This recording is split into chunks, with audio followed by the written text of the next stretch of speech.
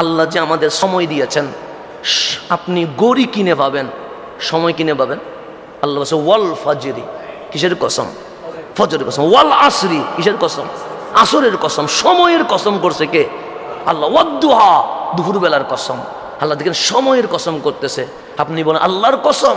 আল্লাহ কখনো ফজরের কসম, কখনো আসরের কসম, কখনো দুপুরবেলার কসম। কেন?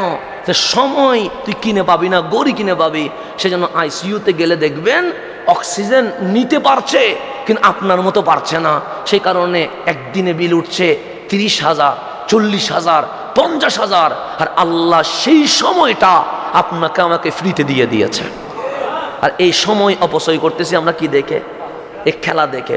এক নম্বর হচ্ছে সময় অপচয়। 2 নম্বর, এই সময়ের ব্যাপার আল্লাহ জিজ্ঞেস করবে, এই সময়গুলো তুমি কি করছো, এটা কে জিজ্ঞেস করবে? তা আমাদের আপনাদেরকে সাবধান করতে হবে না? 2 নম্বর, জুয়ার আসর।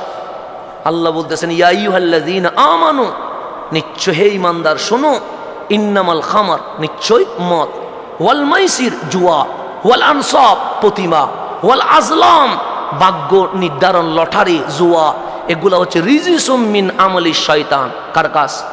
শয়তানের নাপাকি কাজ। ফাজতানিবুহু, এগুলা থেকে কি থাকো? দূরে থাকো। কেন? লাআল্লাকুম তুফলিহুন, দূরে থাকলেই সফল হবে। আর এগুলার কাছে গেলে দুনিয়াও বরবাদ হবে, আখিরাতও কি হবে?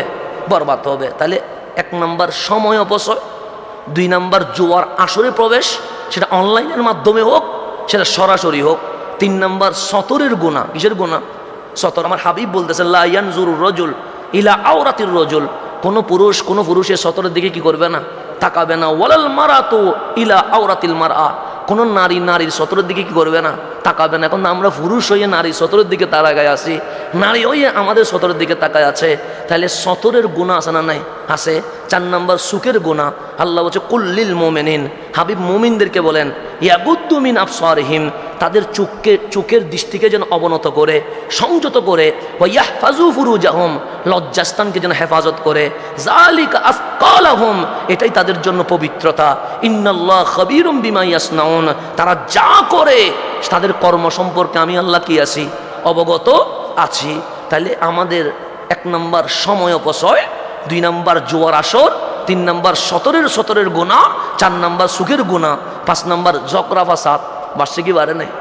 আমার রসুল বলতেছেন ইন্না আবগাদার রিজাল ইলাল্লাহ আলাদ্দুল খিসাম, আল্লাহর কাছে সর্বনিকৃষ্ট ব্যক্তি হচ্ছে যে অহেতুক কি করে? ঝগড়া করে।